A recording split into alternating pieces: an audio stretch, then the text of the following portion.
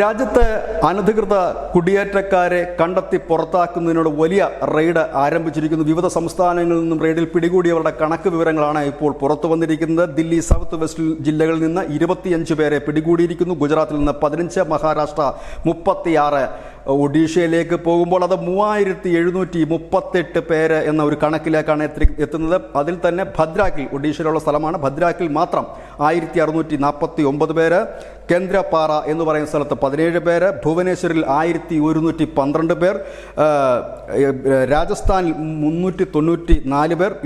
ഇതിൽ 394 പേരും റോഹിംഗ്യകളാണ്. കൂടാതെ 106 ബംഗ്ലാദേശികളെ പിടികൂടിയിട്ടുണ്ട്. കർണാടകത്തിൽ 137 പേരാണ്.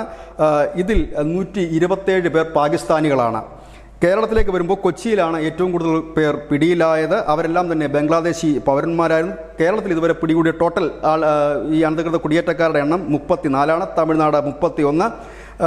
പശ്ചിമ ബംഗാളിൽ ഇന്നലെ മാത്രം 6 റോഹിംഗ്യകളെ പിടികൂടിയിട്ടുണ്ട്. അതായത് റോഹിംഗ്യകൾ, ബംഗ്ലാദേശികൾ പാകിസ്ഥാനിലടക്കം അനധികൃതമായി കുടിയേറിയവരാണ്. ഈ കുടിയേറിയവരെയാണ് പിടിച്ചിരിക്കുന്നത്. ഇവരിൽ പലരും ജനന സർട്ടിഫിക്കറ്റും മറ്റും തിരുത്തി. മഹാരാഷ്ട്രയിലൊക്കെ അത്തരത്തിലുള്ള കേസാണ് ജനന സർട്ടിഫിക്കറ്റ്. കേരളത്തിലടക്കം ഈ ആധാർ കാർഡിൽ കൃത്രിമം കാണിച്ച് എത്തിയവരാണ്. ഇവരെല്ലാവരും തന്നെ ബംഗാൾ അതിർത്തി വഴിയും ആസാം അതിർത്തി വഴിയും മറ്റുമാണ് വിവിധ സംസ്ഥാനങ്ങളിൽ എത്തിയിരിക്കുന്നത്. ഏതായാലും റെയ്ഡ് ആരംഭിച്ചു കഴിഞ്ഞിരിക്കുന്നു. അത് വരും ദിവസങ്ങളിൽ കൂടുതൽ ഇടങ്ങളിലേക്ക് വ്യാപിക്കും എന്നുള്ളതാണ്.